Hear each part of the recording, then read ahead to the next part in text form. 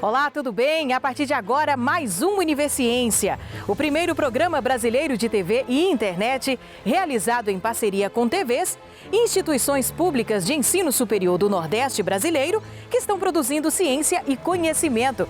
Então, vamos conferir as pesquisas de hoje? Projeto do Instituto Federal de Sergipe incentiva comerciantes a transformar o óleo de soja usado em sabão. Uma pesquisa da Universidade Estadual do Sudoeste da Bahia investiga práticas agrícolas da antiguidade a partir da Bíblia. E ainda, uma técnica que promete o melhoramento de sementes do feijão calpi para o cultivo no semiárido.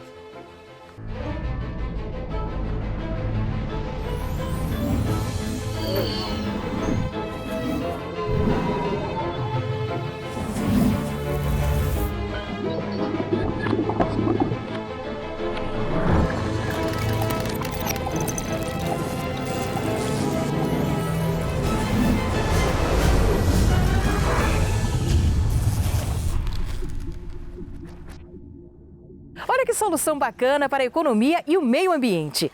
Um projeto do Instituto Federal de Sergipe quer ajudar proprietários de estabelecimentos comerciais da Orla de Atalaia, em Aracaju, a transformar o óleo de soja usado nas frituras do dia a dia em sabão. Além de ajudar nas contas do fim do mês, contribui para preservar o meio ambiente. Sabia que o óleo usado na fritura de alimentos pode ser transformado em sabão? Como você descarta o óleo de cozinha que você usa em casa? Eu uso mais azeite, mas quando eu termino, eu absorvo eles com papel toalha e ponho no lixo. Eu nunca despejo na torneira, né? Na pia, né? Que é para não entupir, né? Geralmente lá em casa, acho que a maioria em geral, a gente descarta o óleo, a gente não sabe se é de forma correta, mas é mesmo jogando ou na pia, da cozinha, ou se não um ralo no quintal, geralmente no esgoto, dessa forma que a gente acaba descartando. A proprietária do Drica Tavares Buffet descobriu que reutilizar o óleo do preparo dos alimentos é uma forma tanto de contribuir para a preservação do meio ambiente, quanto para economizar com materiais de limpeza. O óleo que a gente utiliza para fritar os salgados, geralmente eu deixava no PET, ia para o lixo, ou dava a alguém, que geralmente alguém me pedia. Foi quando eu fiz essa capacitação e uma menina que trabalha comigo, através disso, começou a fazer o óleo. Só que ela mora no interior. E a sogra dela, como fazia também, aí eu comecei a dar o óleo. E no início eu dava o óleo, dava também a soda, cáustica e escamas, e mandava para ela com a essência. E aí geralmente ela mandava sabão para mim. Aí nós começamos a dividir o sabão, que aqui é utilizado na lavagem de panelas, de chão, de paredes. É um sabão bom, ele tem que passar 20 dias para ser utilizado. Ele não pode ser utilizado no corpo, na verdade, né, para banho, mas pode ser utilizado em roupas. A capacitação que Adriana Tavares e alunos do IFES receberam aconteceu aqui, na sala de aula de Alimentos e Bebidas do curso de Tecnologia em Gestão de Turismo do campus Aracaju, do Instituto Federal de Sergipe, e fez parte do projeto de extensão Produção de Sabão utilizando resíduo de óleo dos restaurantes da Orla de Atalaia. O projeto surgiu da preocupação do professor da disciplina, Luiz Carlos Gonçalves, em destinar corretamente o óleo saturado usado em sala de aula. A primeira coisa na verdade, armazenar o óleo, né? Depois de armazenar o óleo, a gente faz uma limpeza do óleo. Se o óleo estiver muito sujo, a gente faz a limpeza do óleo através de água sanitária, né? E a gente faz um processo de decantação do óleo. Depois faz uma mistura com soda, tem que ser uma soda 99%, né? E faz a mistura com peso, medida, óleo, soda cáustica e água. E uma essência. Reutilizar o óleo de cozinha para produzir sabão é uma forma de evitar impactos ambientais causados pelo descarte incorreto do produto. Quando a gente tem uma grande quantidade de óleo sendo lançada na rede, a gente tem questão de obstrução dessa rede. Ele causa uma crosta e isso vai entupindo os esgotos. Às vezes a gente enxerga na rua, por exemplo, uma rede estourada, esgoto vazando. Geralmente é uma incrustação, uma obstrução ali na rede. Então, para a companhia de saneamento, é um problema operacional. Além disso, tem um problema de meio ambiente quando a gente lança no óleo. O óleo tem a capacidade de poluir, tem estudos que falam 20 mil litros de água, 30 mil litros de água, 1 litro de óleo tem essa capacidade de poluição. Então, tem a questão operacional para a companhia de saneamento, que é a questão da obstrução da rede, e tem a questão do meio ambiente, que é a poluição do óleo quando é lançado nos corpos d'água. Como ouvimos, pequenas práticas sustentáveis, como reaproveitar o óleo de cozinha para produzir sabão, geram benefícios econômicos, sociais e culturais para empresas e comunidades, além, é claro, de preservar o meio ambiente.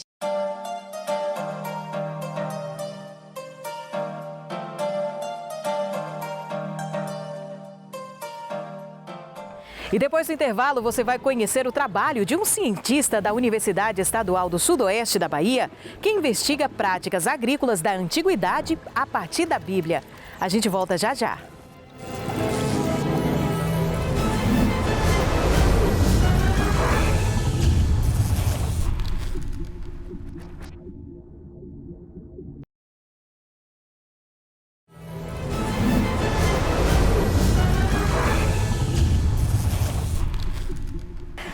A próxima pesquisa que vamos conhecer usou como base a Bíblia Sagrada, mas não tem nada a ver com religiosidade, e sim com as práticas agrícolas em tempos remotos. Na Universidade Estadual do Sudoeste da Bahia, o professor responsável pelo estudo observou nos textos do Velho Testamento fatores da administração e produção agrícola que podem influenciar diversas culturas até os dias atuais. Em um estudo de especialização, um curso de especialização, cada um tinha que apresentar uma ideia e eu apresentei essa ideia, porque eu tinha acabado de ler a Bíblia e no Antigo Testamento, né? Nós fomos verificar no Antigo Testamento a quantidade e o tipo de citações sobre agricultura e encontramos várias citações e às vezes, muitas vezes, de forma simbólica. Mas verificamos também que a lei de Moisés determinava alguns procedimentos, comportamento humano, atitudes para administrar alguns aspectos da agricultura entre os israelitas na antiguidade, antes de Cristo. As festas agrícolas são 4 festas agrícolas determinadas pela lei de Moisés para os agricultores israelitas, essas festas eram ocorridas durante os períodos de safras, né? Esses agricultores deveriam celebrar, primeiro porque era um bom motivo comemorar, né? a boa safra. Segundo, o segundo motivo era lembrar que se eles tinham safra, se eles tinham produção, porque o Deus tinha abençoado o clima, né? E era para lembrar, né? Para confraternizar também, mas lembrar que só existia um Deus. Eram técnicas agrícolas simples.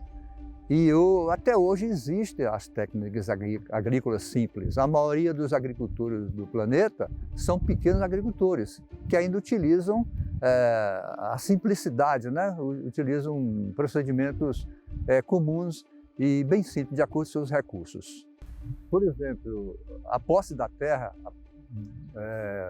sustentada pela lei de Moisés, dizia que o território de Israel, após a saída do povo lá do Egito, deveria ser distribuído de forma sorteada. As tribos maiores receberiam o maior lote de terra, as tribos menores receberiam o menor lote de terra. Assim evitava o latifúndio. Foi uma reforma agrária teocrática. Além dessa reforma agrária que eu citei, tinha algumas práticas agrícolas que teriam que ser diferentes dos povos vizinhos, que eram politeístas. Então a religião monoteísta, defendida por Moisés, ela tinha que ser praticada entre os israelitas. E a questão da ética, da justiça social e assalariar o trabalhador, em favorecer boas atitudes entre os agricultores e também entre os governantes e entre os trabalhadores, né? Para evitar injustiça social e a má distribuição de renda, né? Mas o marcante aí da lei de Moisés é a influência das leis monoteístas sobre a administração da agricultura. Isso é inédita, a abordagem dela, eu desconheço a existência de uma similar, e o importante é que isso deu uma contribuição para o conhecimento científico. Poucos livros citam assim, esporadicamente um pedacinho sobre o assunto, né? E a maioria desses livros traduzidos, publicados em inglês, tive sorte de encontrar alguns livros, vários livros já com tradução do inglês para o português, e eu tive que garimpar e juntar, fazer uma coxa de retalho, juntar com o relato bíblico, né, do Antigo Testamento, hein? Essa pesquisa, o Universo Pesquisa, foi o Antigo Testamento. E juntar com as citações do Antigo Testamento sobre a agricultura, e aí nós costuramos esse trabalho, né? 130 milhões de toneladas de plásticos descartáveis foram jogados fora em todo o mundo, de acordo com a pesquisa do Índice de Fabricantes de Resíduos de Plásticos, publicada por uma fundação australiana em 2019. Preocupados com os impactos na natureza, pesquisadores da Universidade Federal de Sergipe trabalham com a produção de um plástico inteiramente biodegradável, produzido a partir de resíduos de cana-de-açúcar e sementes de mangaba. O laboratório, ele trabalha com resíduos agroindustriais, né, ou resíduos agrícolas. Né? Então, a gente reaproveita o que é colocado ou para ração animal ou simplesmente jogado no lixo. Esse trabalho do Carlos Fernando, ele teve início de um projeto de Meninas na Ciência, onde eu coordenava 5 escolas públicas do estado de Sergipe. Então, a escola de Santa Rosa iniciou com os trabalhos com os meninos do ensino médio, aproveitando o resíduo de cana-de-açúcar. Para isso, a gente trouxe o trabalho para a universidade, né? A professora do ensino médio é orientadora desse trabalho, para fazer com que a gente desse um caráter mais científico devido à estrutura da universidade para o trabalho que tinha sido desenvolvido lá. Então, a gente aprimorou os trabalhos de forma tecnologicamente. A ideia do bioplástico era produzir um canudo que, além de biodegradável, fosse comestível, né? E daí, por alguns problemas enfrentados durante todo esse processo, a gente mudou de plano para produzir pratos que também fossem biodegradáveis, e a matéria continua sendo, de certa forma, comestível, né? A depender da forma que o material será utilizado. Eu vinha com frequência de 3 vezes por semana para o laboratório para fazer essa parte experimental, até conseguir chegar ao resultado final, que foi o bioplástico. Inicialmente eu pensei que eu não ia conseguir, porque eu nunca trabalhei com bioplástico, foi a minha primeira vez, e eu tive total independência no projeto, que foi bom para mim, porque eu gosto desse desafio, né? E com a expectativa de que as meninas da educação básica iriam acompanhar esse projeto, então eu estava bastante preocupado em saber todo o processo, né, de produção desse material, para que eu conseguisse chegar a um resultado positivo. Então, inicialmente, eu não tinha ideia de que eu iria conseguir chegar a esse resultado, né? Mas, com o passar do tempo, um passo após o outro, eu fui conseguindo fazer o teste com plastificante, aí eu vi a primeira formação do bioplástico, depois a cinética de secagem, que foi o tempo para medir o tempo de formação do material. E depois, quando eu cheguei ao final com o bioplástico, para mim foi, tipo assim, já estava me sentindo pesquisador. Com o tratamento do resíduo de forma correta e a reutilização para transformação em um produto, a gente consegue incorporar um resíduo que ia aumentar a quantidade de lixo em um produto final que vai ter valor.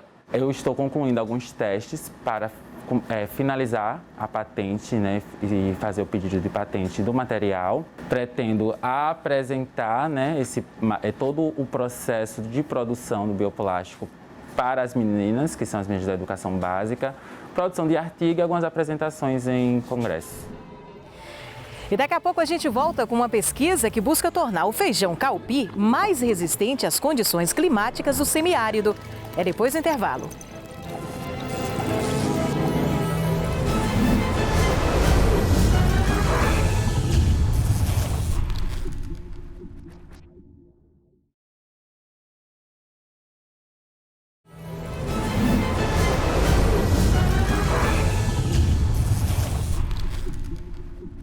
Fonte de proteínas e fibras, o feijão é um dos produtos mais consumidos no país e indispensável na mesa dos brasileiros. Nos últimos anos, as variações climáticas fizeram a produção do grão despencar em comparação às safras passadas e o preço subir. Na Universidade Estadual da Paraíba, pesquisadores estão desenvolvendo um feijão que resiste à escassez de água e às altas temperaturas. A ideia é garantir uma semente adaptada ao cultivo nas regiões semiáridas. A pesquisa vem sendo feita desde 2012 no Laboratório de Ecofisiologia de Plantas Cultivadas, o Ecolab, no Campus 1 da UEPB, em Campina Grande. O estudo é em parceria com unidades da Embrapa para o melhoramento de um tipo de feijão que se torna resistente à escassez hídrica e a altas temperaturas. Primeiro a gente selecionou de início em torno de 11 materiais. Esses materiais são genótipos cultivares, vindo da Embrapa Meio Norte e da Embrapa Semiárido. E pegamos também alguns materiais em nível de produtores locais. E fizemos inicialmente teste de campo, selecionando os melhores materiais em termos de resposta, dentro da variabilidade genética, em termos de rendimento de grãos, qualidade de grãos e tolerância à restrição hídrica. A partir daí a gente começou a trabalhar então selecionando esses materiais em nível de experimentação, colocando sistema de cultivo com a capacidade adequada ou normal, sem restrição hídrica, e restringindo essa restrição a em torno de 50%. A partir daí a gente começou então a selecionar os materiais mais tolerantes. A gente já está em torno da terceira geração em termos de seleção de material, onde a gente coleta esse material no campo, traz para o laboratório, vê a questão em termos de tolerância bioquímica sobre restrição hídrica e também tolerância à questão fisiológica. Vejamos que o feijão calpi, como outras culturas, elas são afetadas pela falta d'água, por exemplo. A restrição hídrica ela é muito importante no sentido de que faltou água para um vegetal, uma planta, ela não vai conseguir sobreviver e manter de uma forma mantendo todo o seu potencial genético, ou seja, viver tão bem. Então ele tem um grande impacto econômico nesse sentido. Para o agricultor ele passa por um momento de seca, de restrição hídrica, agora com a semente melhorada no sentido que aplicou o Seed Prime, ele vai ter uma resposta bem melhor. Além de Campina Grande, os estudos avaliam o melhoramento vegetal em outros 2 campos da universidade, que têm características climáticas diferentes. Como a gente tem um ponto de partida do trabalho desses genótipos na câmara de germinação ou câmara de crescimento, nesse ambiente a gente consegue simular um clima de semiárido, então de alta temperatura, alta umidade relativa. Ao selecionar esse material, levando esse material em nível de campo, a gente consegue ver a plasticidade que esses genótipos devem ter em termos de comportamento ambiental. Essa etapa que está sendo desenvolvida aqui no Ecolab, nossa equipe, estamos trabalhando com o Seed Prime, que em tradução literal é o Prime de sementes.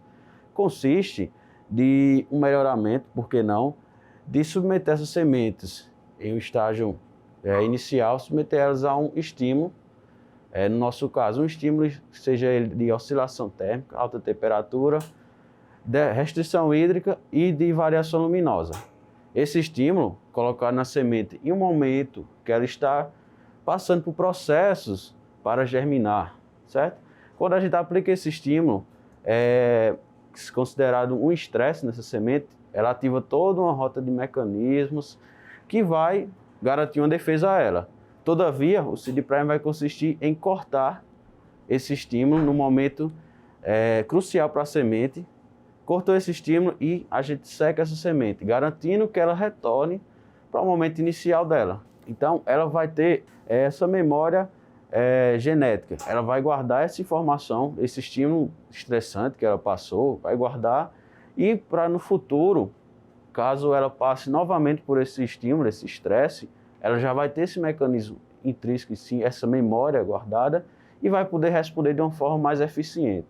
Aqui nesse equipamento nós fazemos o pós-teste lá de laboratório. É onde a gente valida parcialmente os resultados que nós obtivemos na etapa de laboratório. Então esse equipamento é uma câmara de crescimento tipo Fitotron, onde nós conseguimos simular as condições de clima, imaginando cenários futuros de aumento de temperatura e de concentração de CO2 na atmosfera. Então o que a gente faz aqui? Nós simulamos nesses vasos a restrição de água nessas plantas e simulamos também o aumento de temperatura e de CO2. E nessas condições, nós queremos testar se aqueles resultados que foram inicialmente realizados lá em laboratório, na etapa de seed prime, conseguem ser consistentes aqui nessa situação simulada. Depois que passarmos dessa condição, aí a gente vai simular isso no campo. É onde a gente, de fato, quer entregar esse produto para os produtores, né? Professor, quais foram as melhorias que vocês observaram? Em termos de arquitetura da vegetação, a melhoria em termos de resposta a enzimas antioxidantes, que seria um ponto de partida que a gente faz aqui no laboratório, e a questão de ajustes fisiológicos em termos de tolerância à resistência à deficiência hídrica em nível de campo. Seria o ponto principal dessa pesquisa. É um trabalho, imagine agora, de selecionar um genótipo ou a cultivar com características de maior adaptação ou aclimatação em nível de semiárido, disponibilizar sementes aos produtores, eu acho que seria um impacto econômico, social. O próximo passo é validar esses resultados em nível de laboratório. Então, o ano passado, em 2020, a gente teve primeiro ensaio de campo, após os ensaios em nível controlado. Selecionamos esses materiais, estamos fazendo triagem, trabalhando novamente em ambiente controlado, tanto na câmara climática, para depois selecionar esses materiais. E agora, em 2021, no segundo semestre, a gente leva novamente ao campo para fazer a validação. Eu acredito que em 2022 seria a validação final para selecionar esses materiais mais tolerantes.